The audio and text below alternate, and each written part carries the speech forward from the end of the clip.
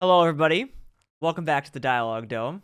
I'm Brendan. This is Max. And Hi, today, I'm Max. we're doing part 2 of video games because we are back from our Universal trip and Mm-hmm. you've decided to eat in the intro. Really? It's okay. So fucking, it's right after Halloween. It was just a little tiny Reese's peanut butter cup, one of those little fun size ones. Figured I'd pop it to just kind of fucking whatever. Don't mind me. Don't perceive me. Okay. Okay. Anyway, so yeah, it's right after Halloween. We're just back from our Florida trip. Mm-hmm. We're probably never going back there again. But Oh well, God. we'll see. We'll see. We'll see. We'll see. We'll We play. are We'll play also. that by ear. I should mention everybody. We are 2 days out from an election day, so oh, in the time of this recording, so Oh we're gonna God. take Yeah. we're gonna Fuck. we're gonna take a moment, and I'm gonna Mm-hmm. tell everybody right now. This channel will be an escape from that chaos. So let's just Yes. step back away from that tense shit we can cut with a Just- knife and Just for a moment. Just for a small moment. A small wrinkle in time. and we'll just and we will just Yep. pretend that doesn't exist for about a little less than an hour. Sound good? Good. Okay. All right, I figured that this is a good kind of topic to talk about just because we've now played a good number of games on the channel. Oh yeah, absolutely. We're obviously going to play many more. Mm-hmm. But I figured that now would be a good chance to kind of recap what we've done on the Dialogue Dome YouTube channel so far. Got it. Max, Self-promotion. Yes, this is a self-promotion episode. You see what we did here? See what I did? How do you think it's been going so far? Let's just not any specific game. How good do you think the channel's been going so far? I think it's been going good. I think it's been going pretty good too. I mean, not to toot our own horn or anything, but fucking This episode especially is about compared tooting our own horn. well, I know that, but fucking no, but I mean especially earlier episodes where we were still kind of figuring it out, figuring stuff out, and we're still trying to figure stuff out. But oh yeah, I can sense that there is a shift in confidence and improv skill and ability since the first few episodes and whatnot. What the fuck? Sorry. Sorry. You got real fucking green right there. Give me a second. It's still Halloween, everyone. I know, it's still Halloween. There we go. Fuck shit. Sorry. My ring light fucking decided to change color on me. I must have hit the button accidentally. No, but you can see the improvement, and we're only going to get better with time, with age, as we find new techniques, different editing softwares, different editing techniques, different jokes. Hopefully we become famous and I can hire an editor. I like that idea. That's a good one. That's a good idea. Not to manifest anything, but right. No, we're just putting it out into the universe. The universe will do with that what they will. Yeah, exactly. Oh man. But yeah, no, I like it. I like what's been going on. I think we work very well together. I like having you as a co-host. Fucking what else is there to really say? I think it's going great. Yeah. No, I certainly agree with you. I think that we've done, a great job so far with the channel. I mean, the views are there. They're slow, but they're there. I mean, that's just, it's part of it is what it is. We've only been doing this for not even a year. Exactly. So and I don't know. It's going to take a hot minute. It's funny. We've only really been doing this for 7 months at this point, but we've played a couple of games. We haven't played a ton of games, but we've played a couple of games on the channel. The problem is because it takes so long to record them. But right, recording, the editing, the fucking posting them. Oh my god, the thumbnails. Yeah, their thumbnails have been great though. I do love them, but my goodness, is it is it hard to just sit down and be like, yeah, let's do that. Yeah. Yeah, we've been trying to get you to do that for this latest game coming out. I know. I'm Yeah. sorry. It's okay. It's okay. We're gonna do an episode in a couple of weeks, maybe a week or so, on VR, because Max and I just bought VR headsets, so it's gonna be something to talk about.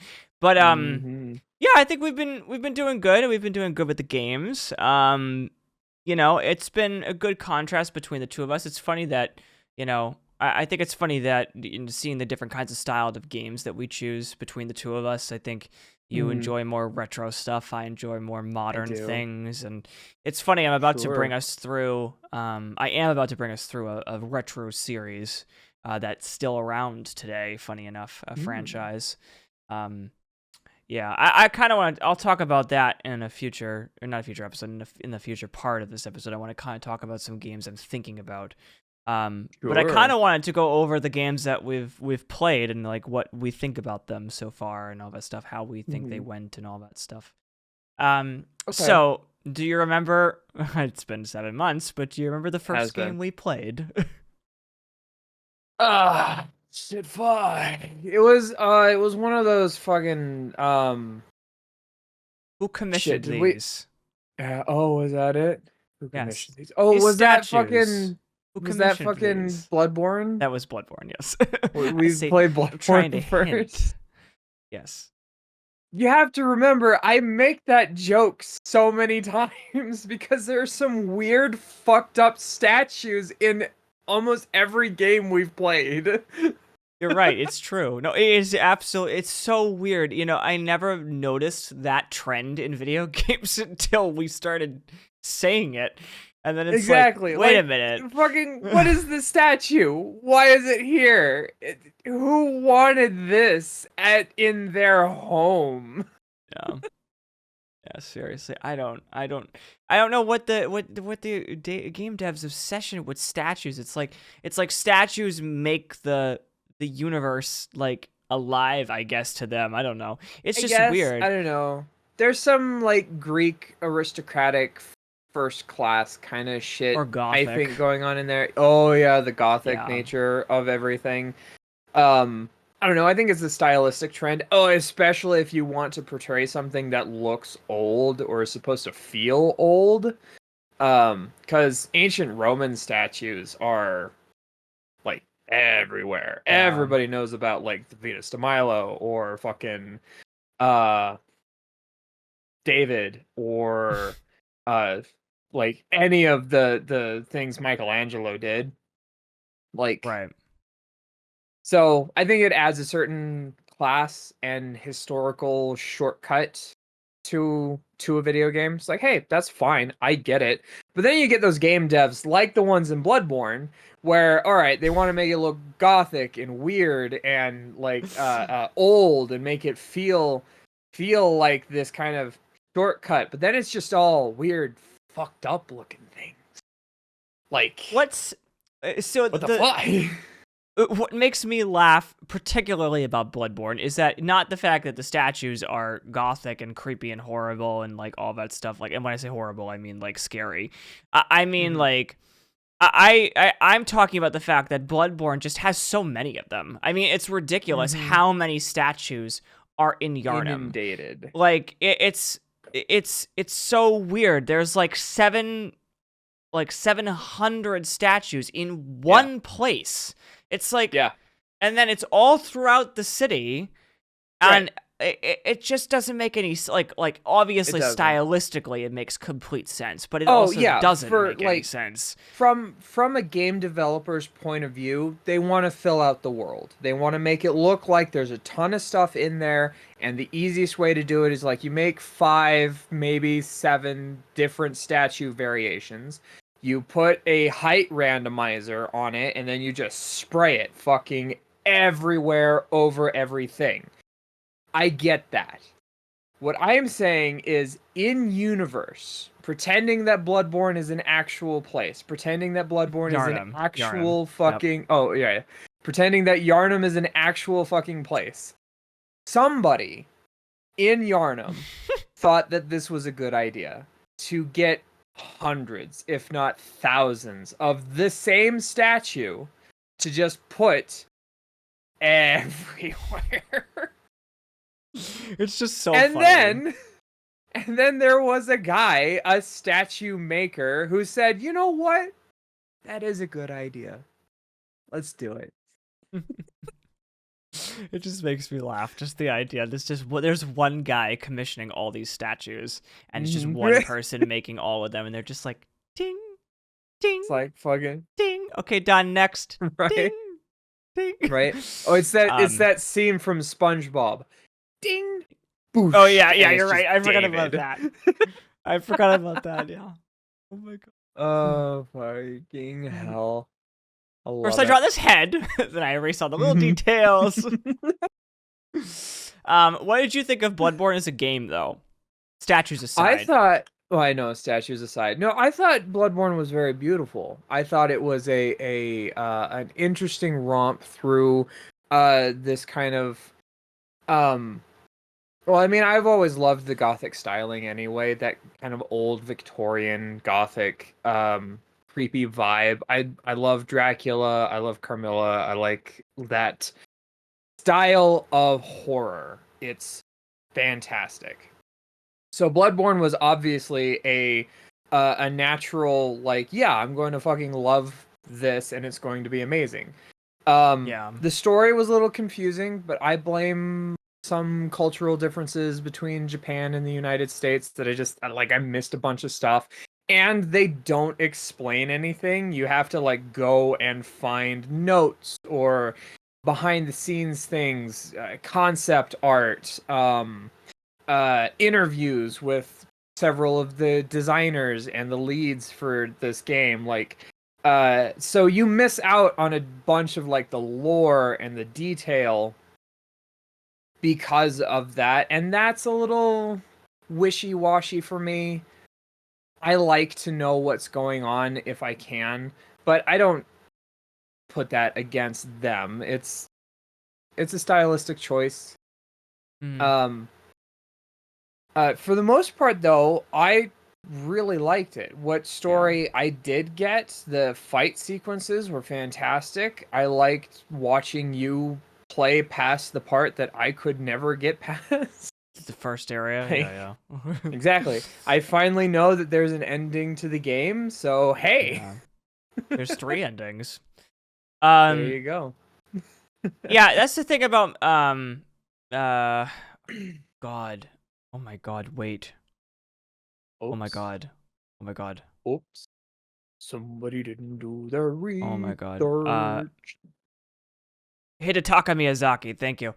Gotcha. That's something about his games, is that, you know, as a director, From Software in particular, the games themselves, besides really Elden Ring is its own bucket.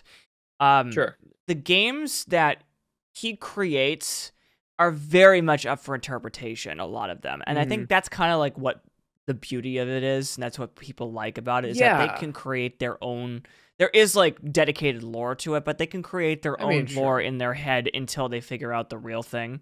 I think the difference between that and, you know, Sekiro, for instance, Sekiro is the one that was the one I hated, because I couldn't beat it. It was too hard. Sekiro has its own storytelling that's very concise. It's very like, you know exactly what's happening in the story. And a lot of people, I think they're starting to realize that people are getting less patient with mystery these days. Because like back in the day when Dark Souls came out, people were more patient with games, and like they were more willing to like take time and like go find things. But, you know, people have such short attention spans these days that like, I think that Elden Ring is a perfect example of like, okay, we're going to present the story in full force right here in front of you, narrated, everything is going to be good. And even then, it's still, there's still a lot of lore you got to look up for Elden Ring for it to all connect together. So I would like to mention, I don't know if we'll go through all of the From Software games on the channel, but I would love to bring you through Elden Ring just to have you see it, because that was probably From Software's best title.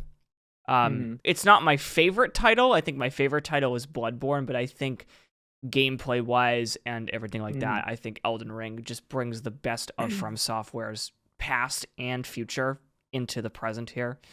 Gotcha. But yeah, Bloodborne is one of my favorite games. Sony, you gotta get a remastered port out. My God, it looks so old today. It's stuck at 30 frames per second. It doesn't even render correctly at 1080p. Like, you gotta get it. What are you waiting for? Everyone wants it. You gotta get a remastered port. Everybody in the planet would buy it at this point. Like, just do it. Even if you have to get someone like Blue Point Games who did the Demon Souls remake. Like, just get something. Let's get something out there. Like, really. Get something on the books, at least. All right, so that's Bloodborne. Next was Evil Within. That was a very interesting experience. It was a very interesting experience. I didn't hate it. I will say, I would say out of all of the games that we have played, it's one of my least favorites so far. The story was kind of confusing. It jumped around a lot, especially close to the end. I loved a lot of the voice acting. Fucking Jackie Earle Haley is one of the greatest things to ever grace the earth. I'm gonna put a giant picture of Jackie Earle Haley on this. No, I'm not. Right? Fucking Jackie Earle Haley. Yeah, no. No, like I liked it. I thought we had a ton of really good bits, a lot of really good jokes in it, but overall it was like, oh, all right, we're going to play Silent Hill, I guess. Except we're not, because it's not as good. Yeah, it's more like Resident Evil, but a bad version. Look, right? I gotta say it's this. Kirkland brand Silent Hill. Hey, nothing wrong with Kirkland. Kirkland has some good stuff, actually. But seriously, oh my God. Not Stop sponsored. laughing. Sorry. Max. Every time I go to Costco now, or I'm gonna think of that now. For you guys, it's for some people out there, it's that other one. What's it called? It's like Maker or something. Maker's it's not. It's not Costco. It's the other one. It's the same company. Oh, Sam's Club. That's it. Thank you, Sam's Club. Oh, yes, okay. yes. Okay. Yeah, the Evil Within. Okay, I've already played that game, and then we played it for the channel. That I remember the first time I played that game, I was like, what the fuck did I just play? Because it was a really confusing plot. It was very all over the place. It was like they had a bunch of ideas and they just never figured out how to put them all together, but they did anyway. Right. And of course, it's funny. We played that game because Tango Gameworks got shut down by Xbox. But then recently it's been rebought. So now it's actually alive again. So okay. I just always thought that the guy who played Sebastian was cringe in the first game. I thought he was just very typical, I'm a man, I'm going to talk like this. I'm not going to show feelings until I have to. Like that kind of a person. Sure. And I got to say that the second game, The Evil Within 2, they really do improve on the storyline, and they really do a really good job of kind of putting it all together. They actually give Sebastian, it's Castellanos, by the way, in the second game, not Castellanos like in the first game. It's Castellanos in the first game and Castellanos in the second game. Got it. They actually give Castellanos backstory and an actual, like, you get to relate to him quite a bit, and it's actually it's a very beautiful character development for that game. But anyway, yeah, I have to agree with you. That's probably the least favorite of the ones we've played so far. What did you think of Alone in the Dark? I loved that game. I thought that was great. I loved it. I really liked Alone in the Dark. It had this H.P. Lovecraft feel to it that just tickled my brain in the right way. Because, like,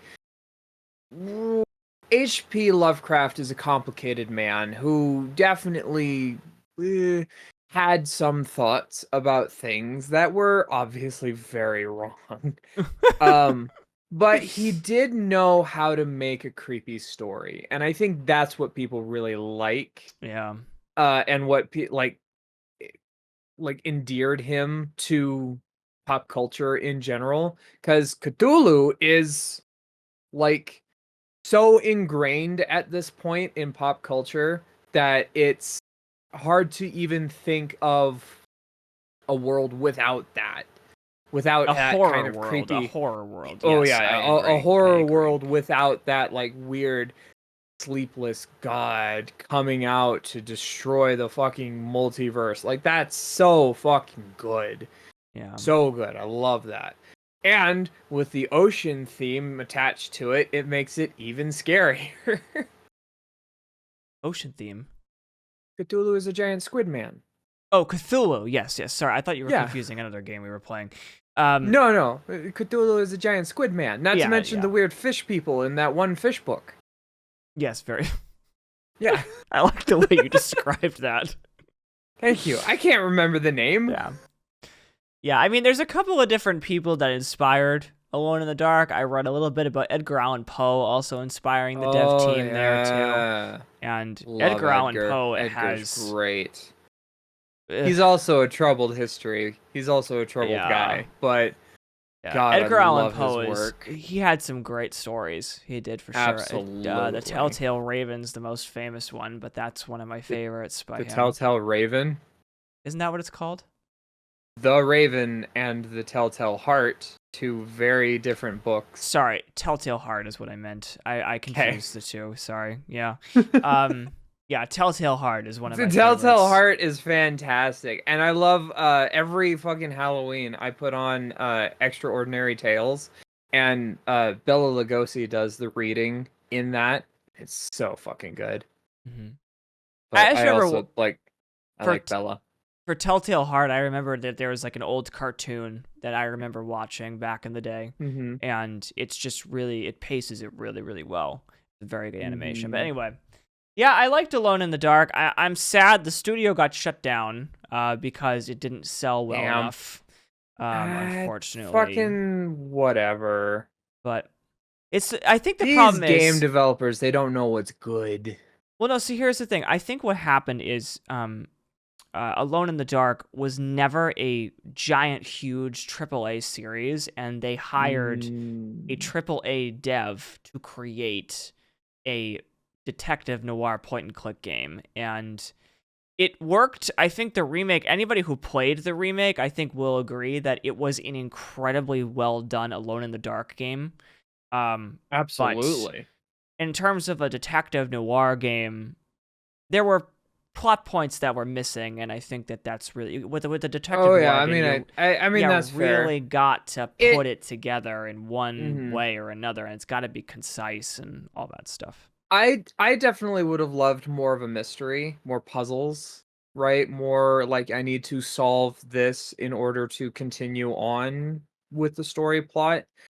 We did, but then it was too easy.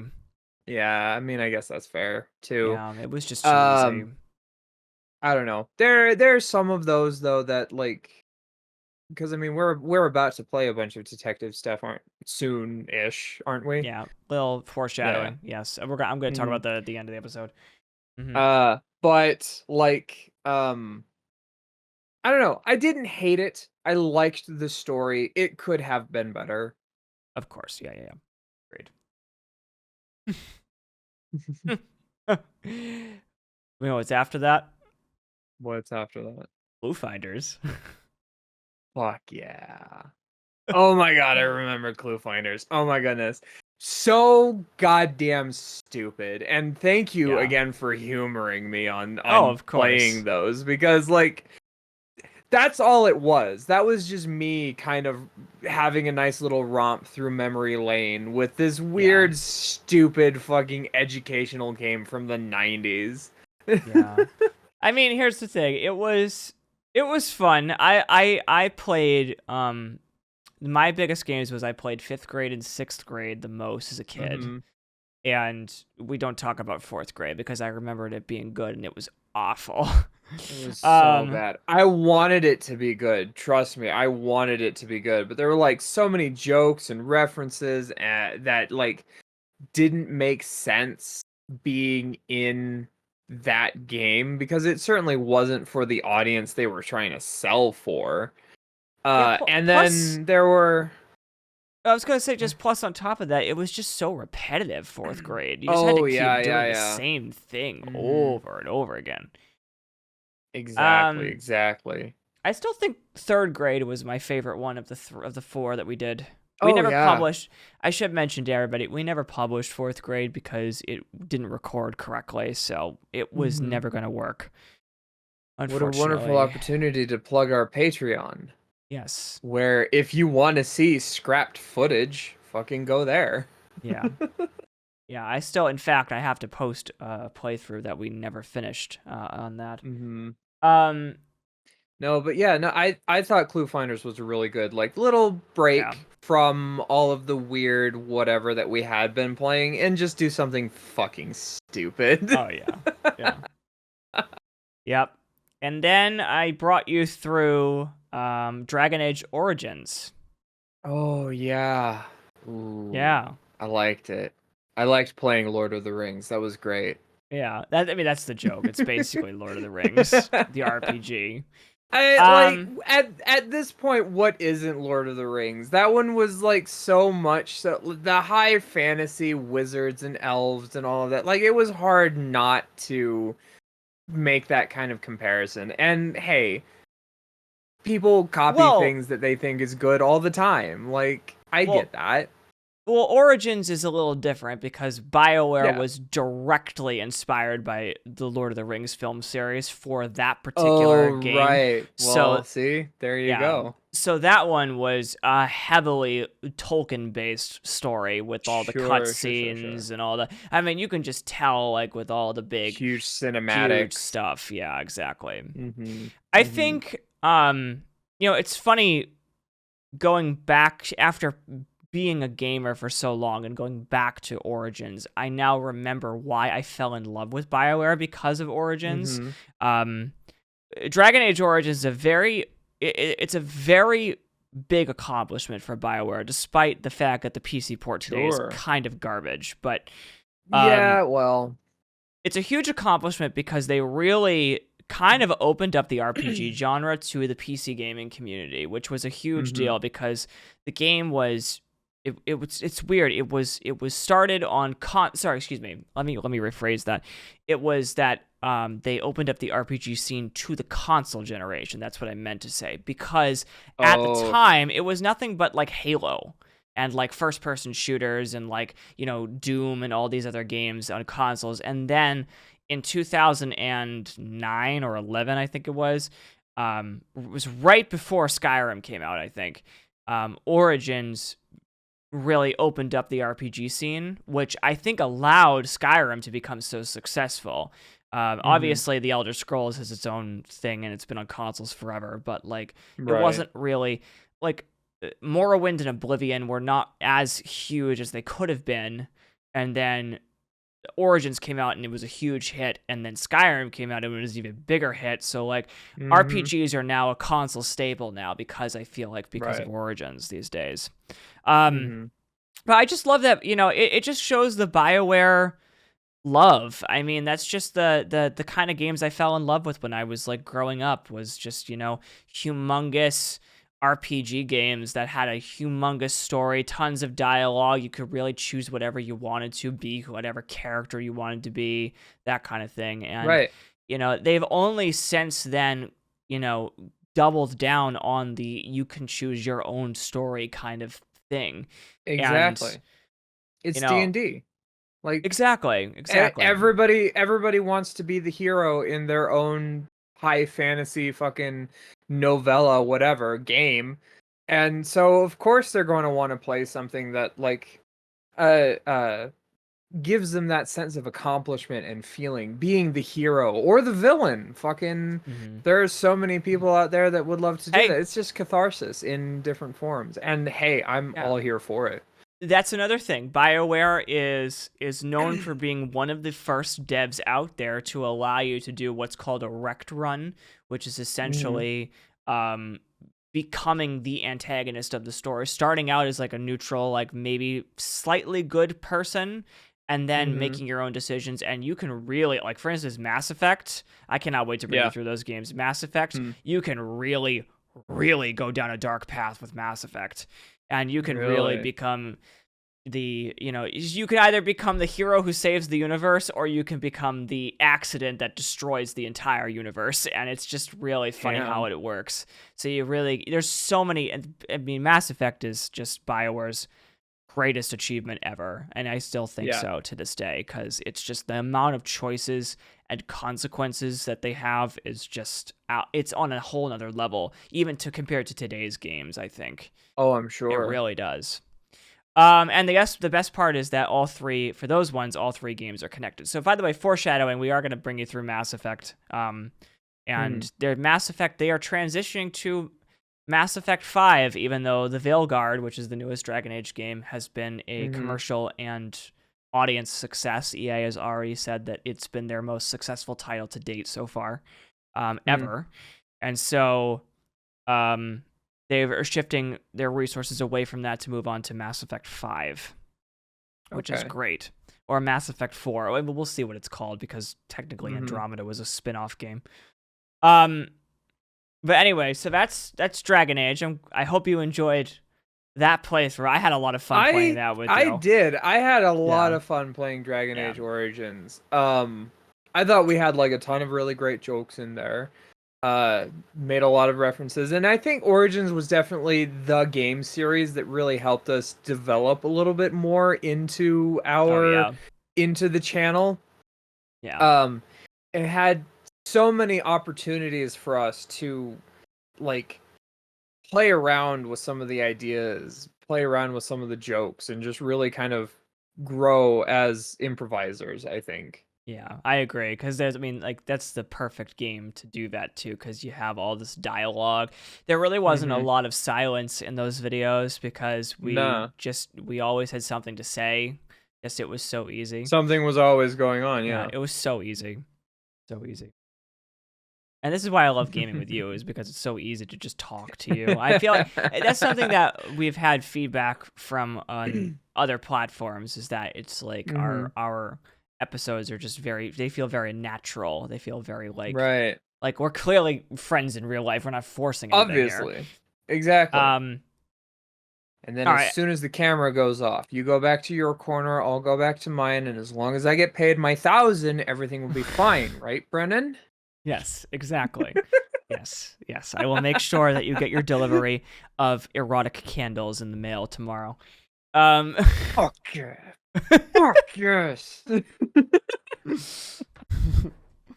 Sunset in Maui. Anyway. I just held up a candle for everybody on Spotify.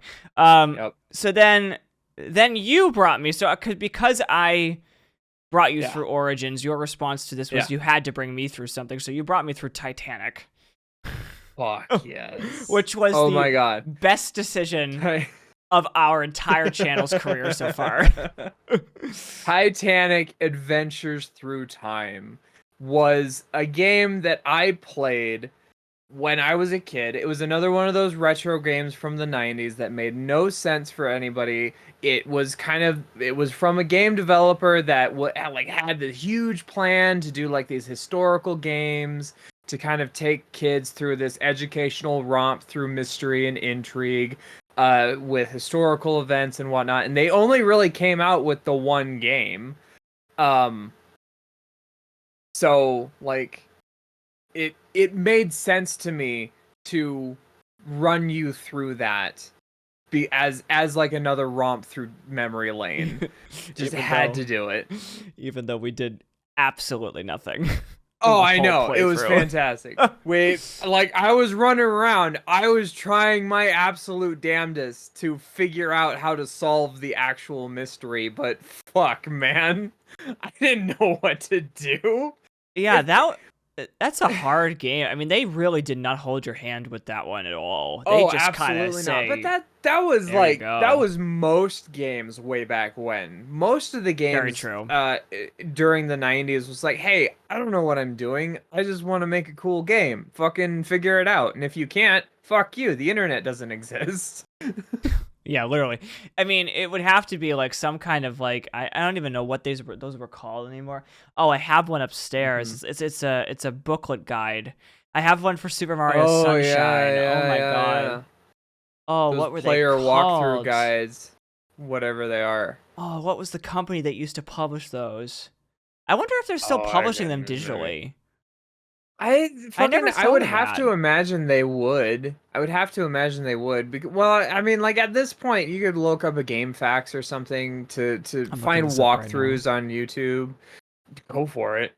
Um, but I don't know. Fucking, I thought it was a fantastic time, and that one I really do think Prima. Prima. Oh. Prima. That's the name of the company. Yeah. So it is Prima Games. PrimaGames.com. I'm gonna look this up right now. Fucking go for it. PrimaGames.com. Okay. Good news. They still exist. Let's see here. Perfect. They no longer Wonderful. post walkthroughs, but they post reviews. So Okay. Well, hey, it is what it is. damn. But no, like I think it was really good to play those kinds of games, and like especially after having played Origin, where we could really sink our teeth into something. Like this also gave us an opportunity to experiment more with jokes and really like get into it and take a moment to just fucking fuck Put it around. this way, for me, those kinds of games like Clue Finders and Titanic, those give me great practice for editing. Because like I can literally just do whatever the fuck I want with these games, and it's literally just so funny. Because like Titanic, I literally I'm now creating the joke in every single video now that whenever Max screams, the entire camera shakes. I'm now making that joke. And Titanic is where that started, and I actually no, Origins is where that started. But Titanic, it just allows me to practice my editing skills because it's a really good opportunity to just like go off and do whatever I want, really. Exactly. Yeah. It's good advancement, good learning experience, and I'm all for it. Exactly. Can't wait to just keep going through some of those older style games. Nancy Drew is going to be another one for me, which by the way, we're going to be playing Nancy Drew. I shouldn't have spoiled that. We'll go over that in a second. That's okay. Who cares?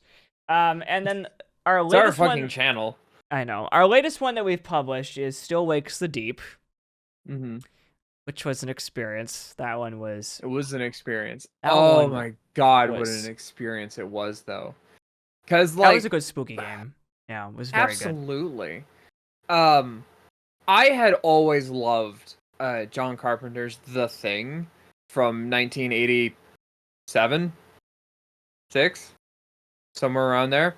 And like, it really did feel like that. They captured that essence of The Thing so goddamn well, with a little bit of Cthulhu mixed in to kind of give it that H.P. Lovecraft vibe, but like this weird kind of alien whatever, spoiler alerts for everybody.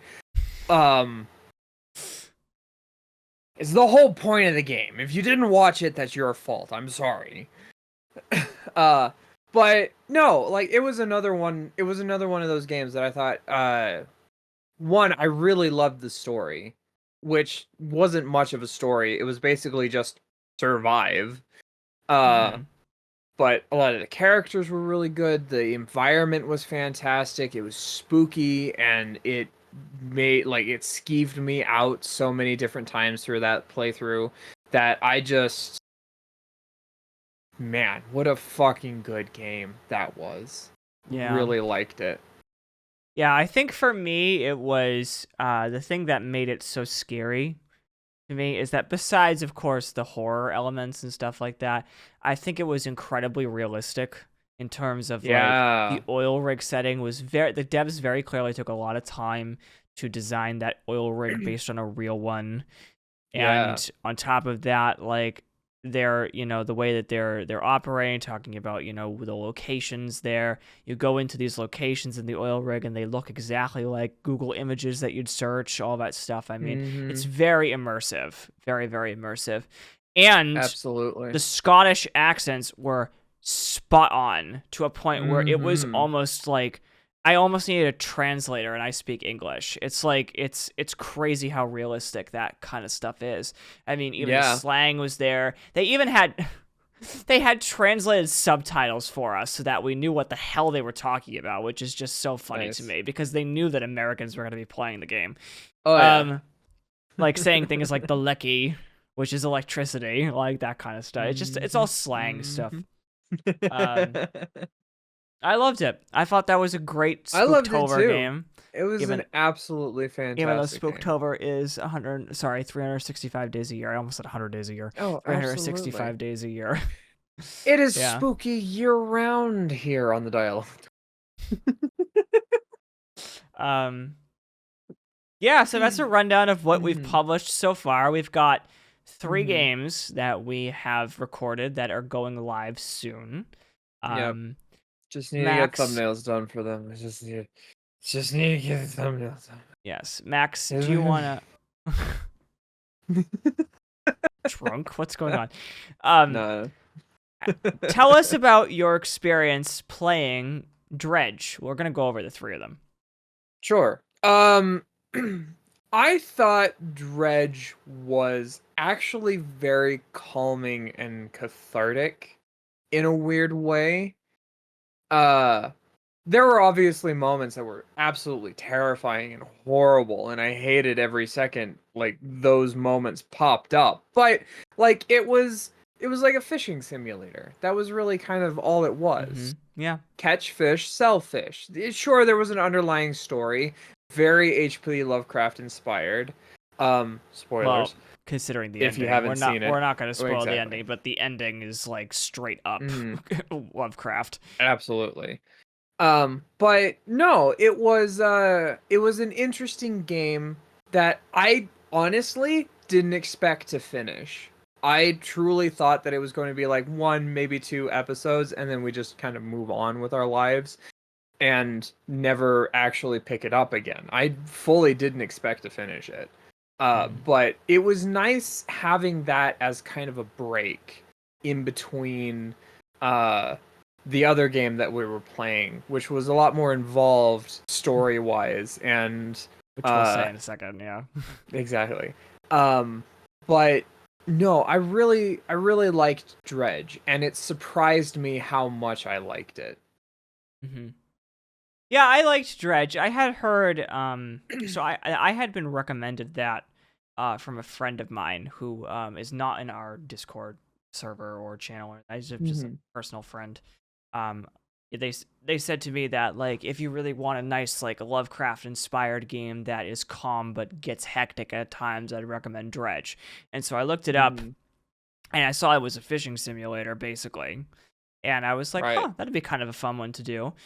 And then I just researched a couple of reviews on it, and they had like it had like stellar reviews. It had like 9s, 8s, 9.5s, like got a lot of good stuff. And I read that there was a good story involved in it, and so I was like, all right, let's try it and see if we like it. We can always archive it if we don't do it, you know. And so I think there was a sale on it at the time, and you bought it, and we played it, and it was a great addition to the channle. I think it's a fantastic addition. I think so. It also allowed us to really kind of practice our voice acting. a little bit of that too, yes. But like also just kind of stretch and show that yes, we are a kind of chaotic channel, but not always. It allowed us to have moments of that calm, peaceful, kind of just talking about life, talking about stuff that was going on at the time, and a nice little time capsule game, I think. Yeah, I agree. We're going to look back on that one in 5 years and be like, God, remember when we were in that period in our life? It's like, goodness, what a time. Yeah. Yeah, I enjoyed Dredge. Dredge was, it was probably one of my favorites that we've done so far, just because it was just so charming in its own way.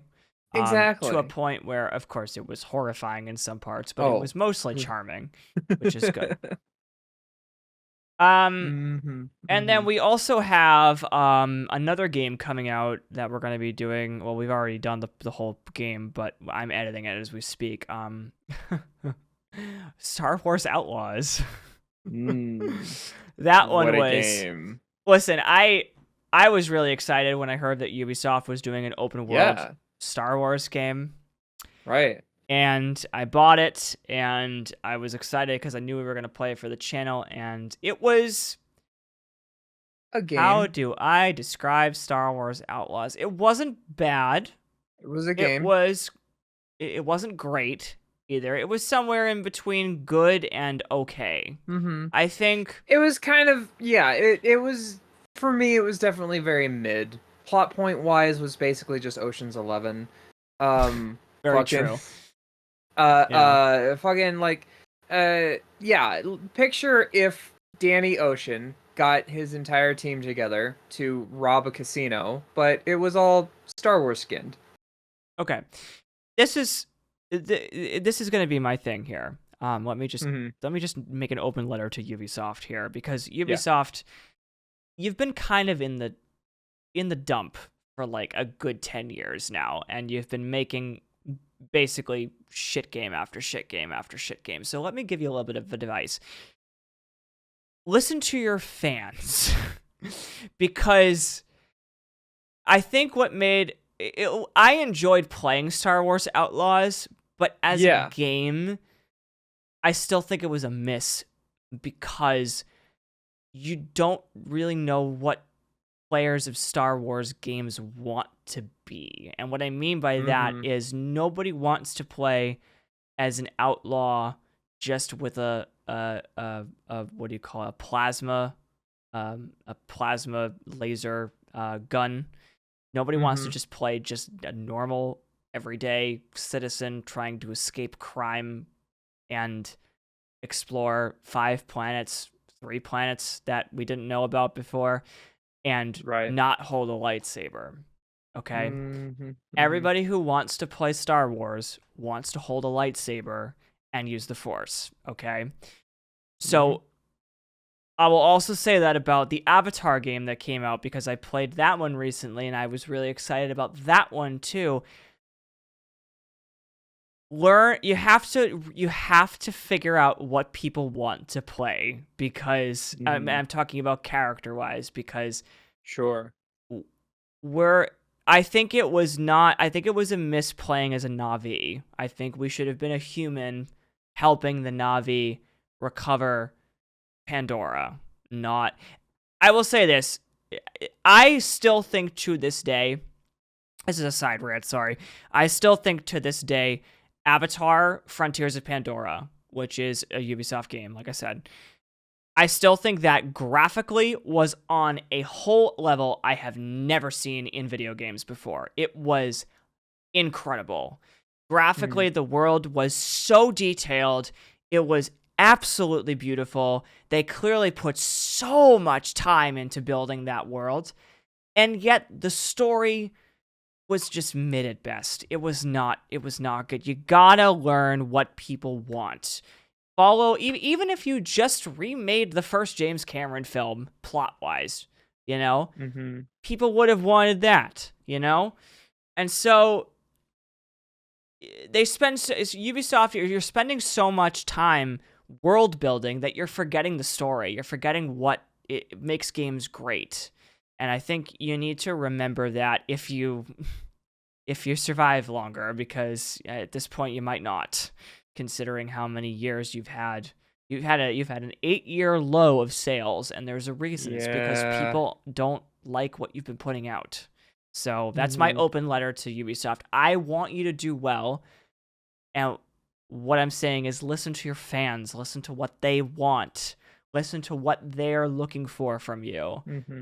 And as toxic as a community can be these days, like, you gotta listen to what people want, because otherwise they won't buy your stuff. I agree. Sorry, that's my little rant on Ubisoft. Hey, no, you're good. Like, if I could just attach a little postscript at the end of that, fucking Prince of Persia, Sands of Time, the first one, do that again. Anything after that was not good. I don't know why you decided that was the thing that you wanted to do. I fucking love Sands of Time. Why did you stop doing that? Well, they're doing a remake of that, and it's in the works right good. now. So I think Good. if they can that make might that actually work, yeah, hmm we'll play that. That'll be a good one. I would fucking love Um, that. I loved Prince of Persia.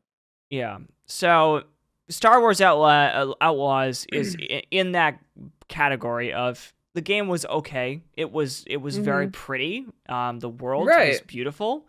But absolutely. the I'd even story. argue that the story itself wasn't necessarily bad. It was just poorly executed. Like Fair. there were times where I completely lost the point or the plot because like we're fighting to help the rebels versus the Empire, but we're this weird plucky renegade rogue that just kind of stumbles into the middle of it without actually caring or wanting to be a part of any of it. And but what's this? Remember the plot? We're trying to rob a bank. Like the whole time, like the whole time we're trying to rob a bank. But then wait a second, we gotta help a revolution. So you know what's funny? The way you just said that is exactly how the game presented it, though. That's exactly it. Yeah, exactly. Oh, man. Anyway. And I just, like, I don't know. Yeah, moving on. Better. Moving on from Outlaws. It was good, but it could have been better. It was okay. And then we haven't finished this game yet, but we are working on playing Silent Hill 2, the remake, at the moment. Yeah. And oh my god. I am blown away by the expectations of that. I mean, it's just incredible. I never played any Silent Hill games. This is my first one. So, and I think Max, this is your first one as well. Yeah, this is my first Silent Hill game. I know of Silent Hill, like I get the franchise, but this is the first time I've ever like sat down and saw the story. Yeah, it's been really, really good. Boy, so good, fantastic, but holy shit, is it fucked up? Oh yeah, it's very heavy. Very heavy. Very heavy. Especially the recent episode we did was very heavy. Oh, yeah. Oh, God. Yeah, we won't go too much into that one because we haven't finished that one, so I can't really judge it yet, but so far No, absolutely not. I mean, I'm still super impressed with it, but, like, Silent Hill 2 Remake, we have jokes. They're there. It's what we do, but it's a heavier fucking game. Take that with a grain of salt. Like, yeah, man. All right, so that's all the games that we've been working on currently. Oops, I just hit my desk. No. Sorry. I would just very quickly like to kind of just branch over the games that we're thinking, or any games that we're thinking of playing immediately in the vicinity of what's coming soon. I have 2 games in mind. Do you have any games in mind? I'm sure you do as well. I have at least one game that I would love to put on the channel that I can think of at the moment. Yeah. Okay. I'm interested in playing Shadows of Doubt. Is that? I know what that is. Yeah. It's that procedurally generated murder mystery noir solve the murder kind of game that like I think I was looking around for a good solid fair play mystery to solve. I want a mystery game to just kind of like, hey, here's the mystery, solve it. Well, we're gonna have a lot of that soon. Fair. No, but like it really did feel like a good option. I can't remember who the fucking game devs are for it, and I'm so sorry that I can't at the moment remember who created it. But yeah, the idea is basically you're a noir style detective. There's been a murder. You need to solve it, and then go catch the criminal. So I hope it's going to be I hope it's going to be incredibly good. I think it will be. I don't know why it wouldn't. We'll see. Yeah. And the fact that it's like randomly generated. That's why not? Awesome. Yeah. It's awesome as hell. Good stuff. Yeah, I am I'm definitely going to bring us through, like I said before, the Nancy Drew series. Mm-hmm. I've been kind of hinting at that for a long time. There are 34 games in that franchise, and Mm-hmm. we'll go through all of them. Basically, I see that kind of as like, let's do a bunch of videos, and then when we get a little bored of the game we're playing or need a break, we'll just play a Nancy Drew game, because they're like Sure. 3 hours each. They're like really not that long. Um, and Her Interactive is the name of the company. They've put out quite a lot of them. They used to put Mm-hmm. out 2 a year, which is crazy to me that they used to put out 2 full mysteries with like huge story a year. But recently they've been only putting out a game every 5 years. So Ooh. that's because Mm. they've doubled down on the graphics and less on the story. So um Mm. yeah, they're trying It's to not here's the thing. selling as well. They're trying to catch their company up with the current technology. They've recently transitioned from their old 90s game engine to Unity, and it's very Gotcha. clear that they don't know how to work Unity as well as they used to Sure. with their other game engine, because trust me, I've seen videos and I'm like, Right. this space looks really empty. Um but it's okay. It happens. I mean, it's about how to you have to keep up with modern gaming trends, unfortunately, and Yeah. they're Otherwise, you trying, just kind but of get lost behind. So. yeah. The funny thing is though that a lot of Nancy Drew PC game fans are not enjoying the new games because they're so different from the old ones. They look Mm-hmm. different, they feel different, the story's different. I mean, it's not bad, it's just different. And so a lot of people don't like change, and Right. especially with the series that's had 33 games all, so they had 32 games all have the same format, and then game Right. 33 was the first one to go to Unity, and it was a different format, and people hated game 33.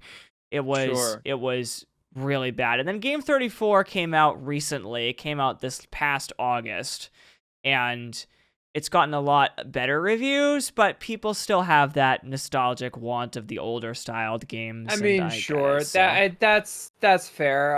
I get that. yeah. So, and there is talks of them doing another game, probably in 5 more years at this point, because that's how long it takes them now. And they're a very small team. They're a team of like 30 people. They're Sure. really not that big. They're a Sure. very Sure. Sure. Sure. small Sure. indie team in Seattle that kind of blew up unexpectedly, and then Mm-hmm. they just never really grew. They just kind of stayed the same size. Um, so there's that one. And then the only other ones I could think of right now is I want to bring us through the rest of Dragon Age franchise. We tried to do Mm-hmm. Dragon Age 2, and that's going to be posted to the Patreon because it's a failed playthrough, and It was it rough. was Like really bad. Yeah, I it was I hard. think Max was I falling think we asleep had half the I time, was it and oh was god. the story just I don't know, it didn't hit like I wanted it to. It certainly didn't hit like Origins did. It was harder to pay attention. It was harder to like be involved and like enjoy what was going on. There were whole missions that I just kind of like fell Missed. asleep through Yeah. and missed because it was just so dry Yeah. and Yeah. So I think we'll I skip. wanted to like it, but Yeah, so I think we'll skip Dragon Age 2 and just mhm. move right on to Inquisition. Inquisition is it does have a very similar story feel to Origins, thank God. It's just that Inquisition is going to take us a long time. It's one of the biggest games ever made. And so Sure. let me tell you, that is a fact. It is very big. So I expect we had 15 videos for Dragon Age Origins. I expect at least 40 for Inquisition. So Okay. we have a lot of them to Hey, go. So we're gonna do that as and switch long between that and something yeah, else. I was So about to say as long as we're switching between some stuff. We'll do some Nancy Drew here and then, maybe a Shadow of Doubt episode or two. We'll fucking find some other old school nostalgia games to play. yeah, Fucking we'll yeah. we I need to think break it we'll up. No, it's okay. I think we'll start. We'll probably start Inquisition after we finish Silent Hill 2. I'll start that because we got to get going on that one to get to the Dragon Age: The Veilguard, which I'm so excited for. I'm so excited for the Veilguard. Okay. Perfect. But yeah, so that's time. We have to end it. All right. Yeah. All right. Yeah. So that's a little bit of a glimpse of our little review so far of the channel. We'll do another one of these in a couple months maybe and just see here. Sure we will. And we'll see where we're at for the rest of it. And yeah. I'm enjoying our time. I'm enjoying this channel. I am too. This is so much easier than Twitch. I'm really liking it. I know, right? Oh god, and some of the shit that Twitch is doing recently. Yeah. Twitch will never die. The platform will just get worse. Exactly. That's the problem. Anyway, that's a story for another time. That's another episode. That'll be another episode for everybody out there. Thank you guys so much for being a part of this on our nice little journey through the channel and like where we are sitting at currently. It's been an amazing ride and I hope you guys have been enjoying it. Don't forget to fucking like, subscribe, hit the bell notification icon so that you get notified when we post more videos. Sometimes we post things that you like. Sometimes we post things that you don't like. I don't know. Sometimes you'll never know things that you like. Yes. Yeah, quote exactly. By Max right there. It's fucking Schrodinger's cat up in here. You won't know if you like it unless you fucking watch the channel. So watch it. Do that thing. Watch it. Watch the channel. Go out there. Anyway. Yeah. Oh my god, Max. All right. Thank you everybody for joining us. We'll see you in the next one. Bye-bye, everyone. Bye.